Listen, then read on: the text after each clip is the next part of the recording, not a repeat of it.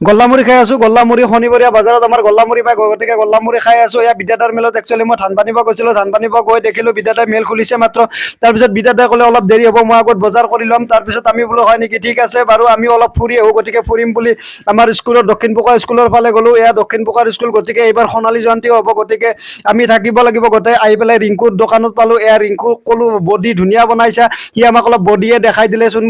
চুনুমুনুক লগ পালোঁ। চুনুমুনুৰ দোকানত আগতে বহিছিলোঁ স্কুলত আহি, স্কুলত আড্ডা দিব আহোঁতে। তাৰপিছত ফিল্ডৰ ফালে গ'লোঁ। ফিল্ডৰ ফালে গৈ পেলাই অলপ ছায়া জেগাত বহিলোঁ ছেকেণ্ড আৰু মই, গতিকে ছেকেণ্ডৰ লগত বহিলোঁ। তাৰপিছত আকৌ বজাৰৰ ফালে আহিলোঁ, যিহেতু মেইলটো বজাৰৰ ফালে আছে, গতিকে বজাৰত অলপ ঘূৰিলোঁ।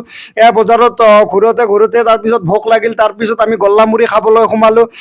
গল্লামুড়ি খোৱাৰ আগতে কাঁচি দাগ উঠাৰ গোটেই চালোঁ। এয়া গল্লামুড়ি খাই আছোঁ ছেকেণ্ড আৰু মই। গতিকে বজাৰত ঠিক এইখিনি জেগাতে আগতে মই কল, ঘৰুৱা বস্তু, হাঁহ কুকুৰা ইয়াতে বিক্ৰী কৰিছিলোঁ। তাৰপিছত